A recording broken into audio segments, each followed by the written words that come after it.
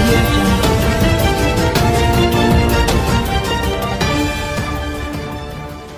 గారు స్వీడన్ నుంచి విచ్చేసినటువంటి రమణ గారు, ఫిన్లాండ్ నుండి శ్రీకాంత్ గారు, ఆసియా నుండి మల్లారెడ్డి గారు, పెరు నుంచి రంగారెడ్డి గారు, ఖతార్ నుంచి శ్రీధర్ గారు, ఒమన్ నుంచి మహిపాల్ గారు, ఫ్రాన్స్ నుంచి శ్రీకాంత్ గారు, జాంబియా నుంచి లక్ష్మీకాంత్ గారు, మలేషియా నుంచి అరుణ్ కుమార్ గారు, ఇటలీ నుంచి బండి వినయ్ గారు, జర్మనీ నుంచి రాజీవ్ గారు, పోలాండ్ నుంచి బండి రాజన్న గారు, చైనా నుంచి అవినాష్ గారు, పెరుగువే నుంచి హేమంత్ గారు, వీరందరికీ కూడా మనందరం పెద్ద ఎత్తున స్వాగతం తెలియజేద్దామని చెప్పి కూడా మీ అందరికీ నేను విజ్ఞప్తి చేస్తా ఉన్నాను.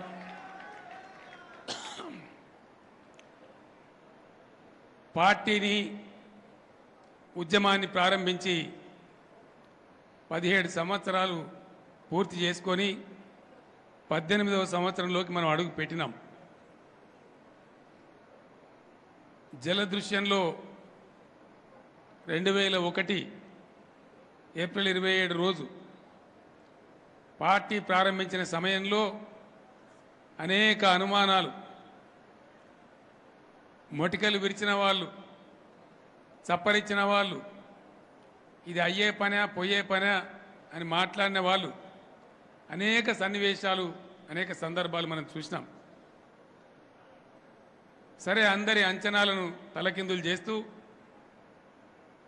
అనేక అనుమానాలను పటాపంచలు చేస్తూ, అప్రతిహతంగా అనన్య స్టేట్ ఓన్ రెవెన్యూలో నంబర్ 1 తెలంగాణ, ఇంత 4 సంవత్సరాల పసికున అయినప్పటికీ కూడా దీక్షతోని, దక్షతతోని, సమర్థంగా పనిచేసే మంత్రివర్గం, సమర్థతతో పనిచేసే పార్లమెంట్ సభ్యులు మన సమస్యల మీద పోరాటం చేసి నిన్నగాక మొన్ననే ఎయిమ్స్ లాంటి సంస్థను తెచ్చినటువంటి మన గొప్ప పార్లమెంట్ సభ్యులు, మన శాసన మండలి సభ్యులు, శాసనసభ్యులు ఉన్నారు కాబట్టి ఇది సాధ్యమైంది అని నేను మనవి చేస్తా ఉన్నా.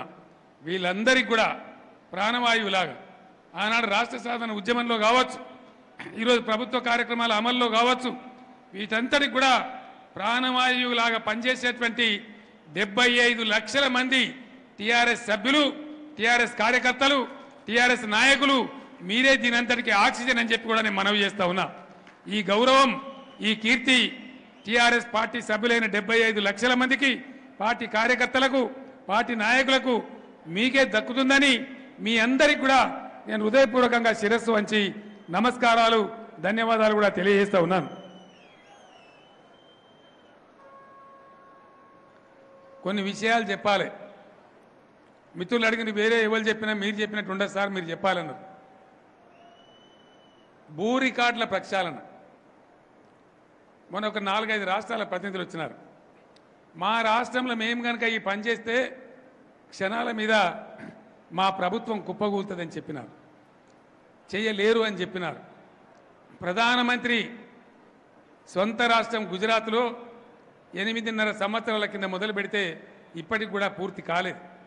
కానీ మన రాష్ట్రంలో 80 ఏళ్ల నుంచి ఎవరు ముట్టుకోనటువంటి, ఎవరు సాహసం చేయనటువంటి భూ రికార్డుల ప్రక్షాళన 100 రోజుల్లో చేసినాం. నిబద్ధతతో పనిచేసే ప్రభుత్వం ఉంటే ఏ విధంగా పనులు జరుగుతాయో దేశం ముందు రుజువు చేసినాం. మే 10వ తేదీ నుంచి ప్రపంచంలోనే ఎక్కడ లేని విధంగా మొట్టమొదటిసారిగా భారతదేశంలో, ప్రపంచంలో రైతాంగాన్ని ఆదుకునే దిశగా ఎకరానికి 8,000 రూపాయలు ఇచ్చే పథకాన్ని పాస్బుక్లతో సహా మే 10వ తేదీ నుంచి పంపిణీ చేయబోతా ఉన్నామని సగర్వంగా నేను ప్రకటిస్తా ఉన్నాను. ఇవన్నీ కూడా మామూలుగా జరిగేటి కావు.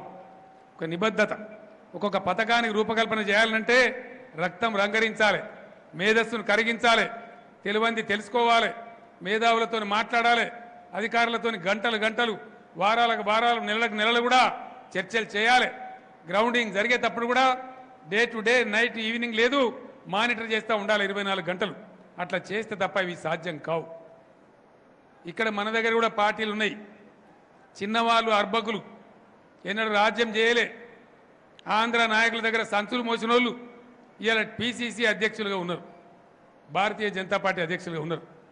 నేను ఒక్కటే మాట మనవి చేస్తా ఉన్నా, ఇష్టం వచ్చినట్టు మాట్లాడుకుంటూ పోతా ఉన్నారు. చిల్లర మల్లర యాత్రలు పెట్టి పోయేవారు ఎవరు అంటే టీపీసీసీ అధ్యక్షుడు ఉత్తమ్ కుమార్ రెడ్డి. ఉత్తమ్ కుమార్ రెడ్డి ఒకటి జ్ఞాపకం పెట్టుకోవాలి. ఇవాళ నువ్వు టీపీసీసీ అధ్యక్షునివి. టీపీసీసీ అని వచ్చిందంటే అది తెచ్చింది ఈ గులాబీ జెండా అని గుర్తుపెట్టుకోవాలని చెప్పి నేను మనవి చేస్తా ఉన్నా. ఆనాడు మేము పోరాటం చేయకపోతే టీపీసీసీ రాదు, టోపీసీసీ రాదు, నువ్వు ఎక్కడో ఇంకా కూడా సంచులు మోసుకుంటూ ఉండేవని జ్ఞాపకం పెట్టుకోవాలని చెప్పి నేను మనవి చేస్తా ఉన్నా. తెలంగాణ సృష్టించిందే టీఆర్ఎస్ పార్టీ గులాబీ జెండా. ఈ నాయకులు చేసిన త్యాగాలే 14 సంవత్సరాల పోరాటమే. అన్నం తిన్నమో, అటుకులు బుక్కినమో, ఆకలి పాలైనమో, మీరన్నాడు కొడితే పోలీసు దెబ్బలు పడ్డమో, జైళ్ళలో పడ్డమో, ఆ 14 ఏళ్ల అలుపెరగని మడమదిప్పని పోరాటమే నేటి తెలంగాణ రాష్ట్రం. జాగ్రత్త, ఒళ్ళు దగ్గర పెట్టుకొని మాట్లాడాలి, అది గుర్తు పెట్టుకోవాలని చెప్పి నేను మనవి చేస్తా ఉన్నా. ఒక్క మాట నేను అడుగుతా ఉన్నా, అబద్ధాలు చెప్పచ్చుకొని అబద్ధం చెప్పడానికి కూడా తెలివి కావాలి, అతికినట్టు ఉండాలి. ఇష్టం వచ్చినట్టు మాట్లాడచ్చు, దేవుడు నాలుగు ఇచ్చిండని. ఉత్తమ్ కుమార్ రెడ్డి ఒక మాట చెప్తున్నాడు, సిగ్గుచేటు.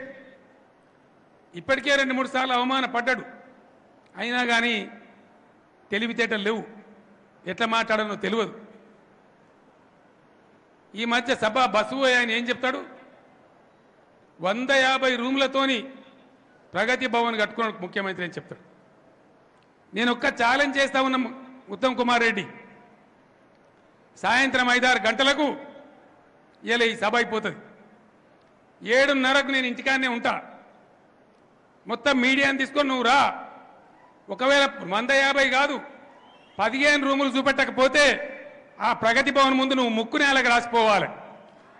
నువ్వు చూపెట్టి 16వ రూము నేను ముక్కు నేలకు రాయడం కాదు, 8 గంటలకు పోయినా ముఖ్యమంత్రి పదవికి రాజీనామా చేస్తా అని చెప్పి నేను మనవి చేస్తా ఉన్నా. ఇంత దారుణమైన అబద్ధాలా? ఏంటండి, వీడియో నచ్చిందా? అయితే ఓ లైక్ వేసుకోండి, లేదంటే ఓ కామెంట్ చేయండి. ఎప్పటికప్పుడు మా వీడియోస్ చూడాలంటే సబ్స్క్రైబ్ చేసుకోండి.